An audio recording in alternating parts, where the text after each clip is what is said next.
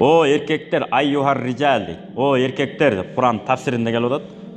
Ат-тафсирул муяссар тафсирінде. О еркектер, сілерге аял затын түгөй қылып бердік. Нүчүн? Ошол көңіліңе жаққандай, турмушқа ылайық болған, бір туғандарым башын біріктіре білген, киіміңізді жүрген тұрғаныңызға ой жүгіртіп, көзіңіз салала тұрған, естүү ақылды тыққан аялды алған болсоқ, ошол аялыңыздың, аялдар, әркімнің өзінің аялы бар да, ошол аялдардың жанына келе тұрған болса, жан дүйнөңөр не болады? Тыныштанат деп. Жан дүйнөңөр тыныштанат. Ал эле эмес. Ошол жан дүйнө тынч ала тургандай аял киши эмне кылыш керек? Мейнет кылыш керек да. Келиңиз чайдан ич. Чарчадыңбы? Эс аласыңбы? Чай ичесиңби? Деп эле койсо бүттү экен да. Келгенде эле кандайсың? Акчаң кайда? Не болду? Неге кеч келдиң? Каякта жүрөсүң? Не болду? Деп эле чалгылай берсе кайра. Эркектин жаны чыгат дегенде үйүн көзү, аялынын аты чыкканда жаны чыга турган болот экен. Ошондуктан эмне кылыш керек экен? WhatsApp'тан жазсын. Жөн эле. Алтыным дейби, күчүгүм дейби, борсогум дейби, да эмне дейт? Да эмне деген сөздөр бар? Ошолорду жазсын баары. Жазып, ар бир аялдын менен өзүнүн терминдери бар. Да сыртка айтылбай турган. Тура белгилүү дем. Ошонусун айтып, эмне кылып коёюн, канча убакыттан келесиз? Же келесиң? Мен ошол убакка чайыңды, тамагыңды ырастап коеюн. Десе эркектер сүйүнүп, мына убакта барып калам, момда дейт. Элдин көзүнө чалып алып бүжүң деп сүйлөп отурса, аялына отчет берип. Жагымсыз көрүнүш бул. Кээ бирлер бар, билесиздерби? Көпчүлүк менен отурат, досу, атасы бүжүң наракта чалып сүйлөшүп отурган гүр. А бир маалимеси сүйлөшүп отурган жок, аялына отчет берип аткан болот. Бул да туура эмес да. Эми Кудай сактасын. Бир раттонго шашылыш, төрөтүүнө шашылыш болуп калган болсо, чалсын бaba. Мен бул жа толго келип калды, тез жеткир десе болот эми. Аны ала калып баратам мына деп, учак алып, сыза калып, антип, минтип, оору сыркуудан Кудай сактасын.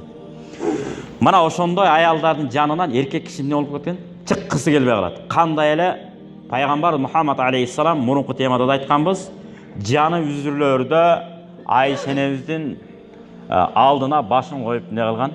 Жаткан да. Мен каяктамын деп Айшенебиздин жанына башын коюп, ошол жерден эмне кылды? Жан берди. Негизи эле ушундай экен. Ал эчтеке эмес. Ошентип аял киши тынчтык шартты түзгөндөн кийин эркектин жаны эмне болот? Тынч ала турган болуп калат экен, аялын көргөндө эле. Андан кийин карабайсыздарбы, сонун түшүндүрүп берип атат бизге. Важаала байнакум маваттата. Андан кийин жүрөк сүйүп берем дейт. Күйөөсү аялына, аял күйөөсүнө тынчтык шарт түзгөндөн андан кийин жүрөк сүйүп берем. А жүрөк сүйүү чыныгы никеден кийин пайда болот экен, жүрөк сүйүү. Никеден кийин жүрөк сүйүү пайда болдубу? Аялы күйөөсү аялын жакшы көрүп калды да жүрөгү менен.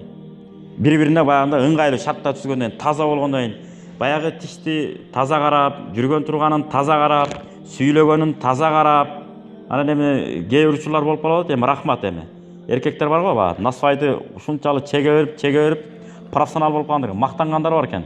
Мында чогултуп, алыстан эле ыргытат экен. Көп көтүм жака келип түшүп калат.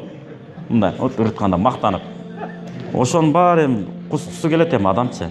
Жийиркеничтүү. Тишин дагы тим эле картайганда саргайган жакшы.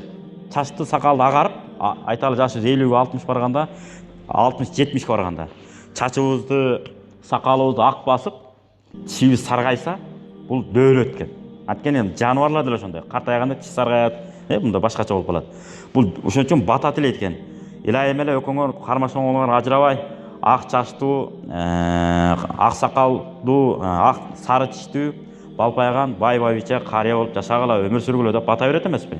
Жап-жаш туруп алып эле тишин жуубай, сигарет чегип отуруп, тишин саргайтып алгандар бар. Анан көңүл айланбай жашап, эптеп 5-6 бала төрөп берип аткан аялдарга да рахмат буруп. Чоң рахмат. Кускусу келбей. Анан кантип мына чайнашат билбейм. Көңүл айланат да, кусат да.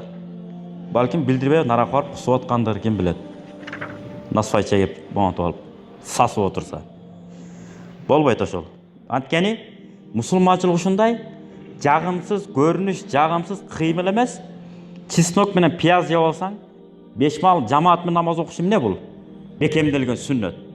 Важипке жакын негизи.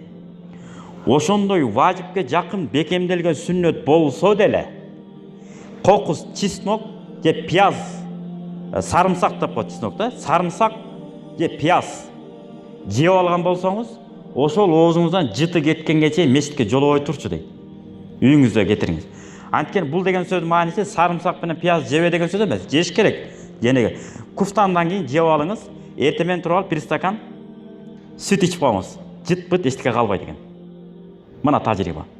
Болду, денебиз жара-жура бирдемелер чыкпайт экен. Баягы билесиздер бала кезде азыр мындай болбой калбадыбы? Баягы дандырларга нан жаап, анан бетине чеснокторду шоп уран жейсиң мындайынан. Демеле жыргал сонун. Жара-жура менен эчтеке иши жок.